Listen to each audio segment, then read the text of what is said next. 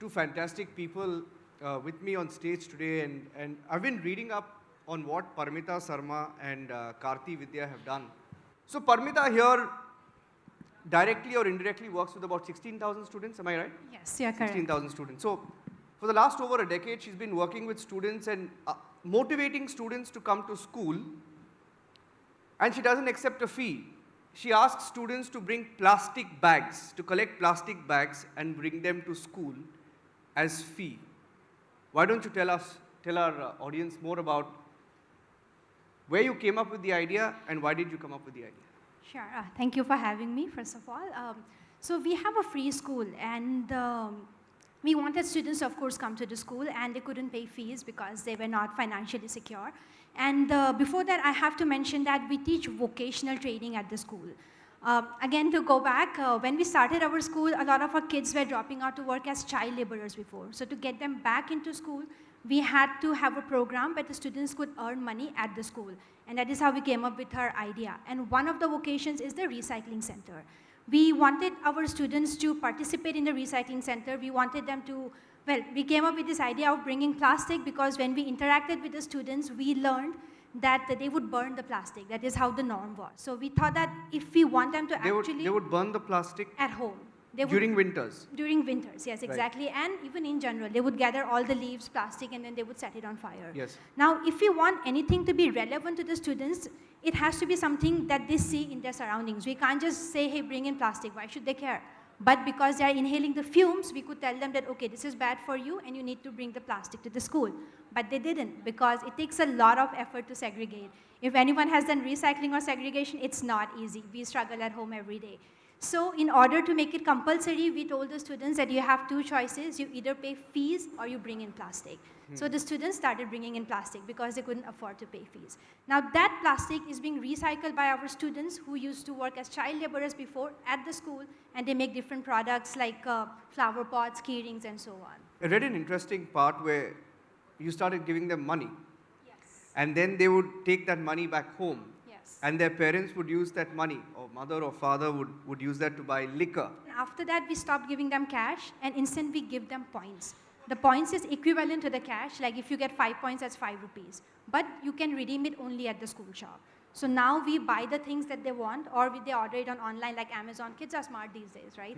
I mean, they have access to computers and mobile phones, so they can order what they want. So now they choose what they want, or they buy from the school shop. And they have bought like 25,000 rupee cell phones with the money that they have saved up over a period of years. 25? Yeah, wow. I know, right? Like wow. 3-4 years, a kid saved up and bought 25,000 rupee mobile. That's a lot of money. Yeah. And how many students have you worked with so far?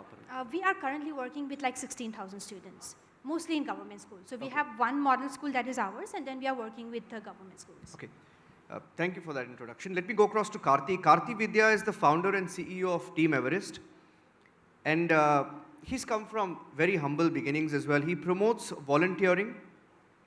He's inspired over 1 lakh people to volunteer, which means you and what you have done to bring people who may be in the crowd or who may be hearing, listening, following you in Tamil Nadu to volunteer 1 day a month. How many people have you been able to convince so far, Karthee?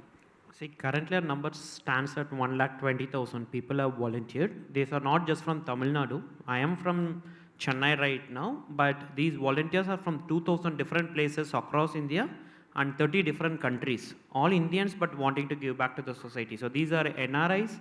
Despite going outside the country, they want to contribute back to our country. So it's been 18 years. I started this journey in 2006. 18 years we are able to inspire 1,20,000 people. And in the process, we were able to touch the lives of close to a million children right now, 1 million. And when you say volunteer, what does volunteering mean or entail?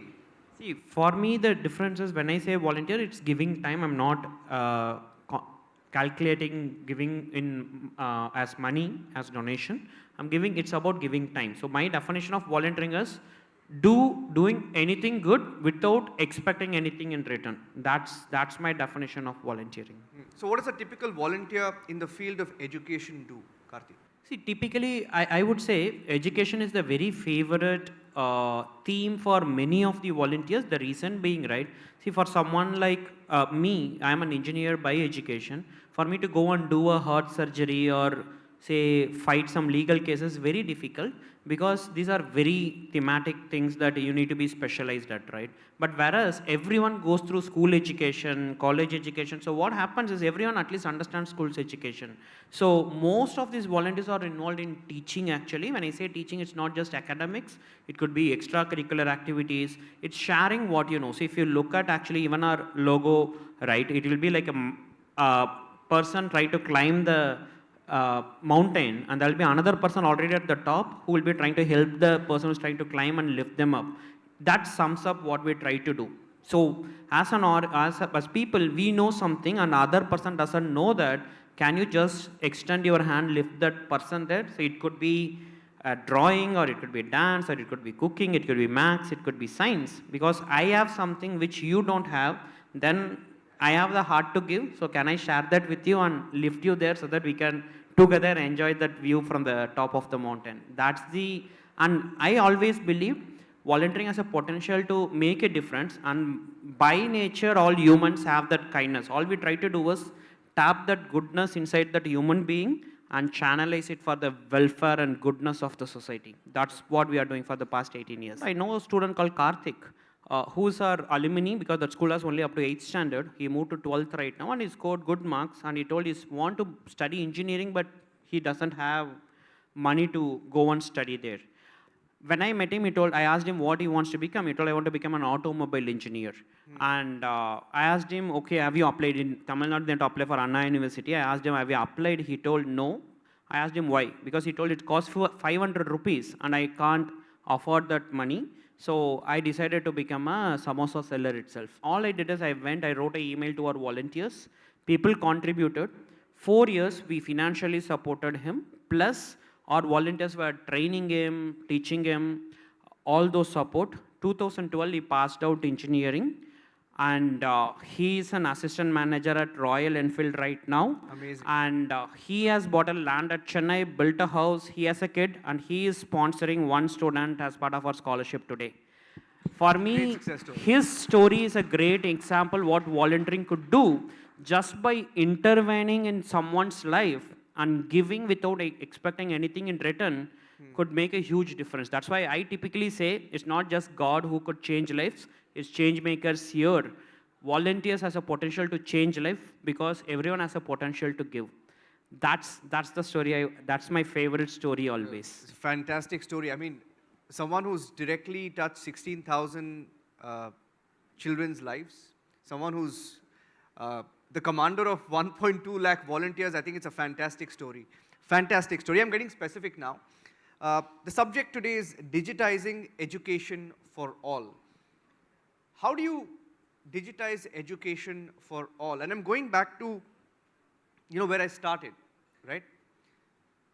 It may be easier in private schools, in private institutions, but it's going to be all that more difficult in a government school or a government setup, right? And both of you have worked or are working with government schools. Parmita, why don't you start first? Can you digitize education for all? Yes, but it is going to be a big challenge.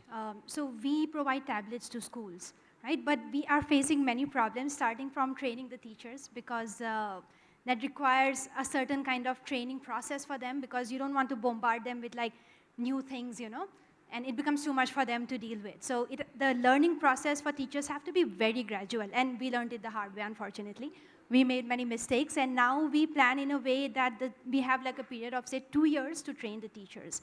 But the main challenge that we are currently facing is that the schools don't have electricity. So even if we provide tablets, even if we provide smart classes, for example, how would it run? So we also have to provide solar panels for that, so that the schools can, use the digital classrooms and the tablets.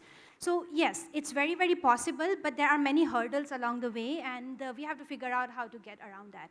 Like, for example, if you're talking about digitizing education for all, we have actually mapped out the entire SEBA curriculum on tablets. So that means that after a teacher teaches a class, they can get the tablets, and then they can do the same chapter on the tablets with the students, which is self-correcting.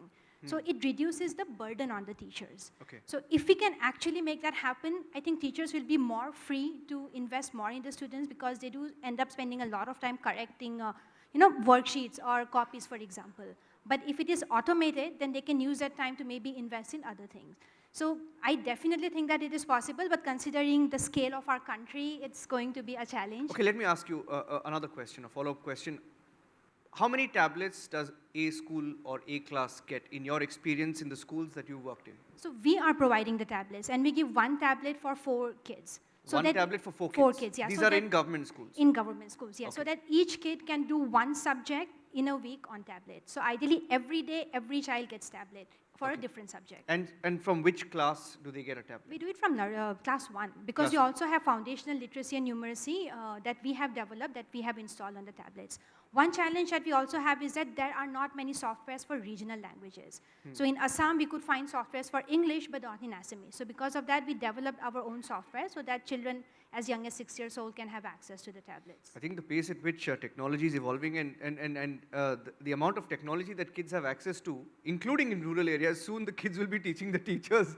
You spoke about... You know what, that is a big challenge that we are facing because kids pick it up faster than the teachers. They do. And that is a mistake that we made because when we first introduced tablets, we did not actually make sure that the teachers were comfortable and the kids did just immediately learn it. Yeah, exactly. And then the teachers fell out of place because they didn't know that. So now we first make sure that the teachers are comfortable, only after that we give tablets to the kids. Fantastic. And Karthee, you were speaking about, I mean, it's a fantastic insight that I got from him.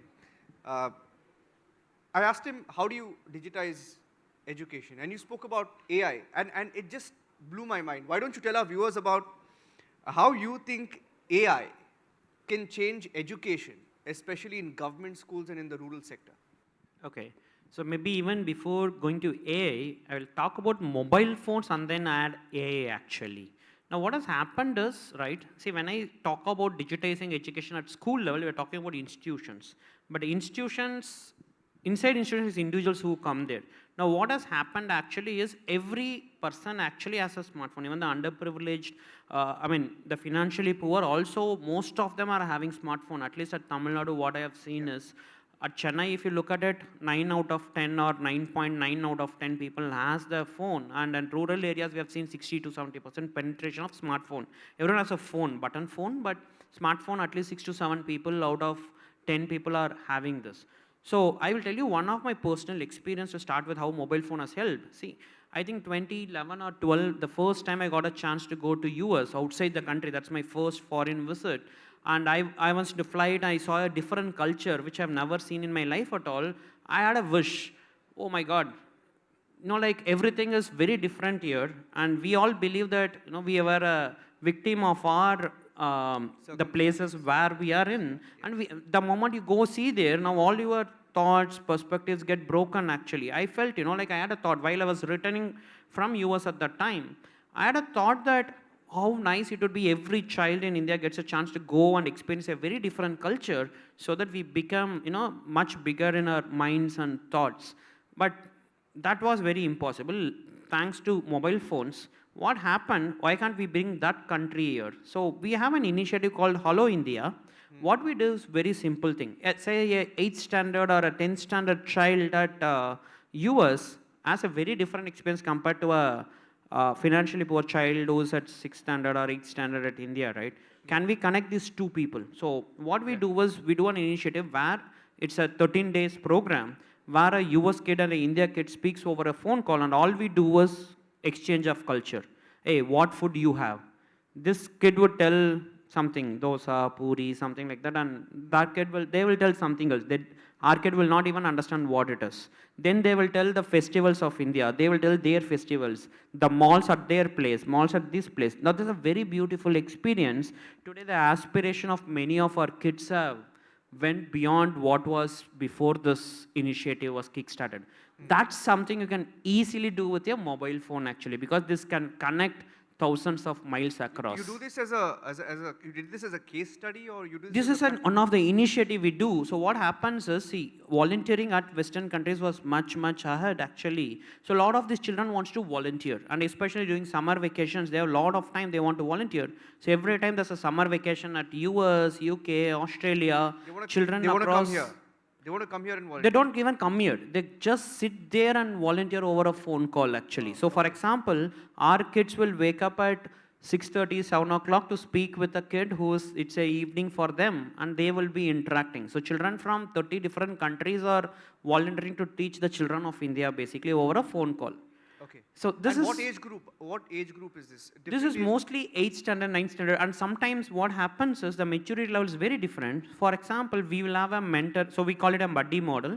A 8th standard kid at US would be probably talking with a college student at India because there is so much of maturity level difference is also there. But all age groups, we typically connect, like above 8th standard actually. The second, so this is even before AI came in. Now AI is came in, I mean AI is come in. One of the interesting case study that we have seen is, like say ChatGPT has the voice where you can interact. Now this could become your tutor actually. So we run a scholarship program where we support parentless, single parented, financially poor students. 90 to 95% of the children are first graduates. So there's no one who have actually there to guide these children. So now this has become like a boon. What we are doing is many of the concepts which they don't understand, they ask ChatGPT and they answer. And it's been an interesting case study we saw is the spoken English, where they interact with the AI and it speaks. Now that setting is very difficult in a traditional setup where a classroom model. Correct. What if others laugh at me? What if my doubt is so silly? So the child doesn't open up. Now this is a mission where I can interact and gives me very personalized answer. Lot and lot of students started actually using it. So I see AI as a very huge potential to customize, be a personal tutor for each and every child actually. So you're saying that, I mean, children who have access to a phone or a laptop, any question they may have, which they may hesitate from asking their teacher, mentor, friend, they can just ask AI, ChatGPT, any question, anything that they want, and it hits them back. And that becomes like a net practice for them.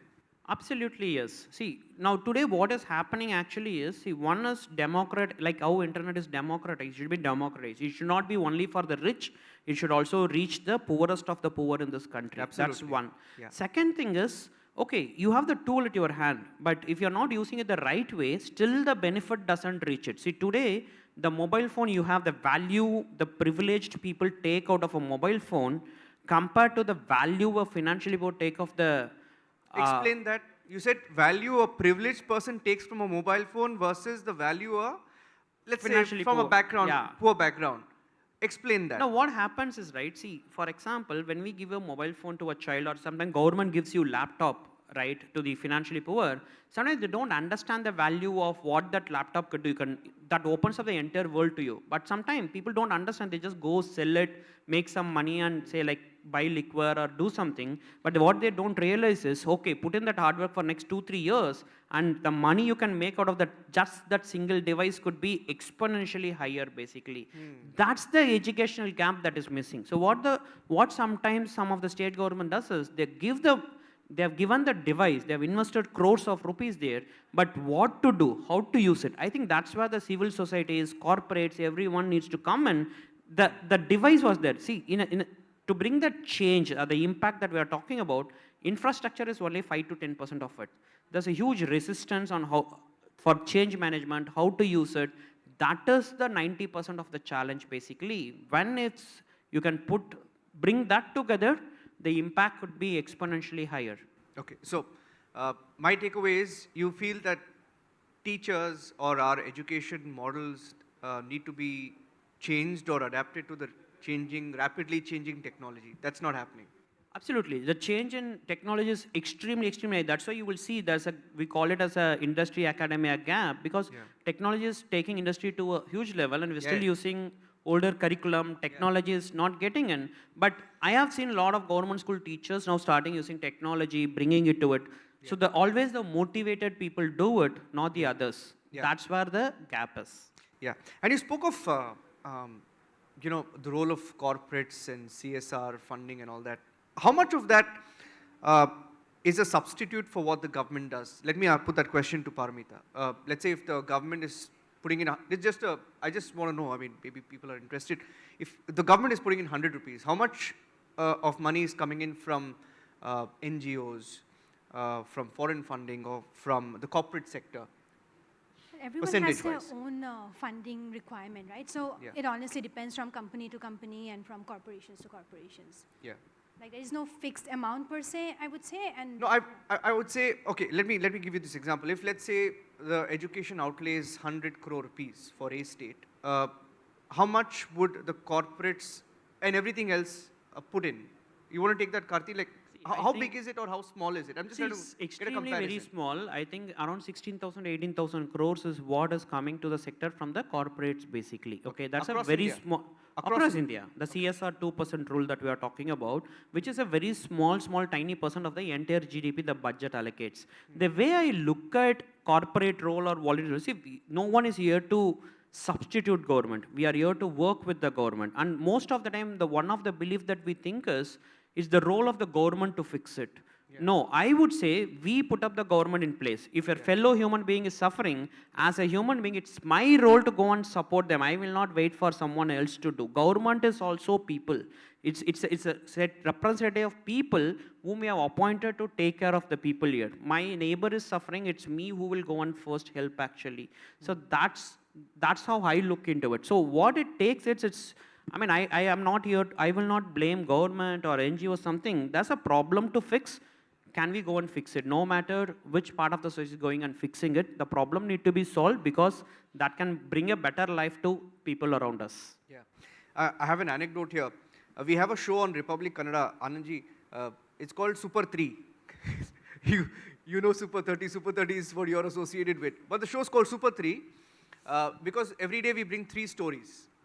And these are stories that create impact. For example, one of our biggest success stories in the last 1 week would be this very old lady. She's about 90 years old. She's a pensioner.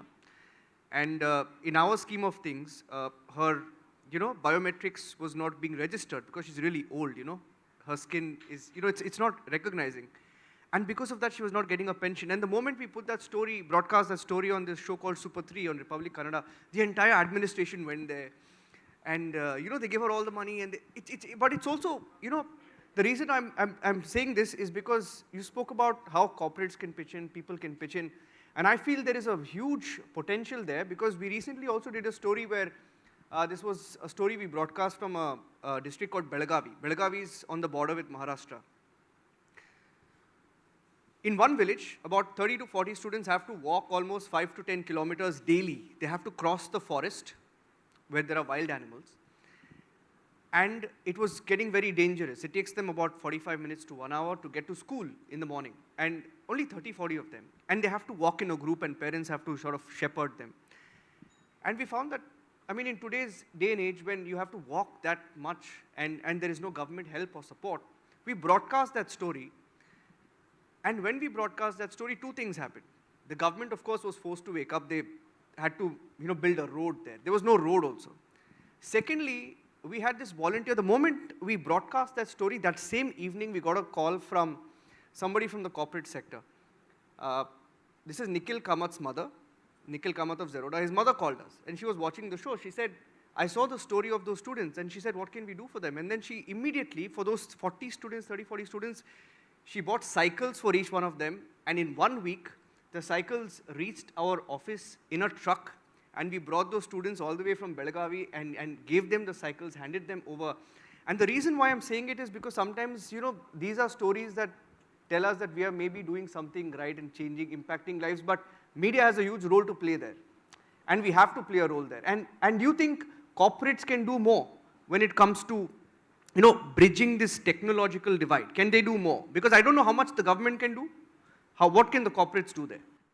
See, what I would add is, and see, just to tell you, my background is, when I passed out engineering in 2006, worked in an IT sector for 8 years, quit the job, came out.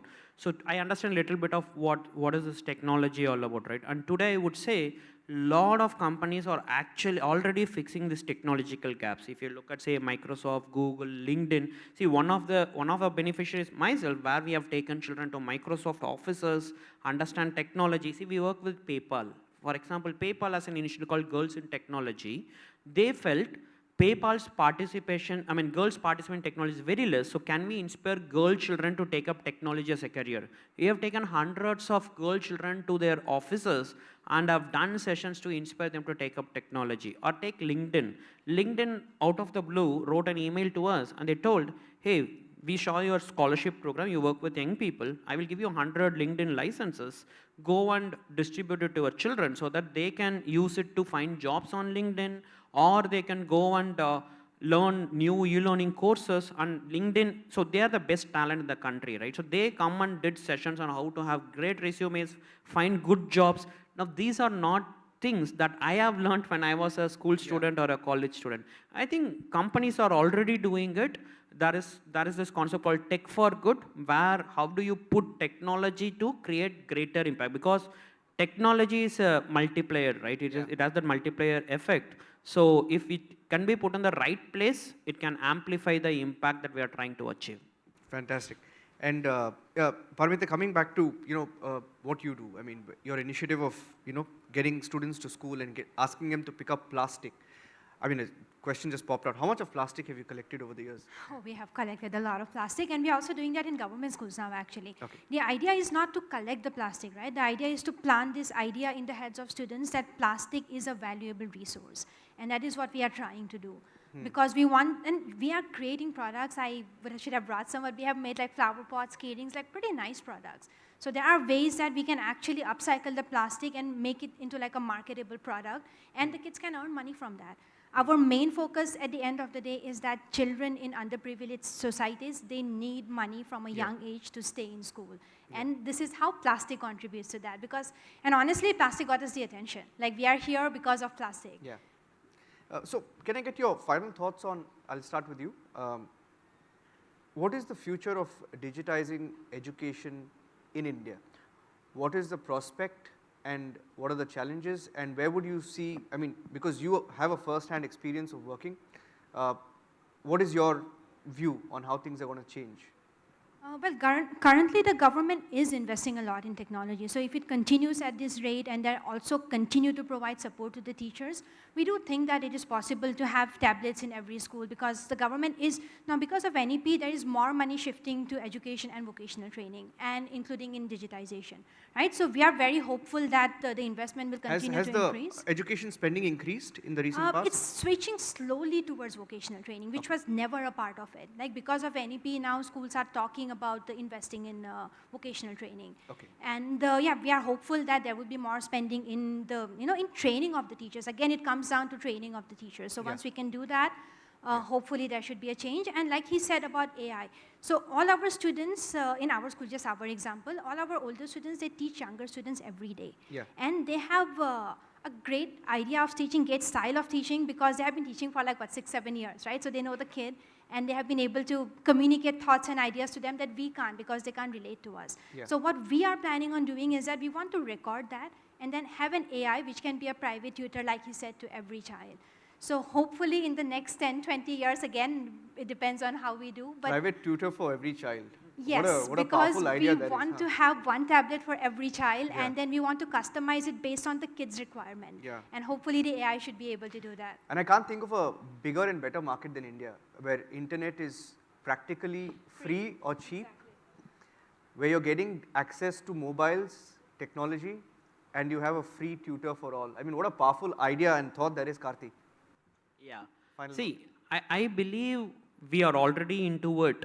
Without digitizing, I don't think you can make education interesting for a child. See, today, if it's a human being in flesh and blood. The child comes to the school, sees a blackboard, sometimes a boring teacher who doesn't inspire me, doesn't emotionally connect with me. But the same child goes back home, my mobile phone shows me colorful video games, Bahubali, nice sounds, all those things are very exciting for me. Whereas I go back to the school, everything is extremely boring. So that is where the gap is. What 1970s, you had a blackboard, no internet, no social media, nothing. 2024, you come back, blackboard still exists, but everything else has changed.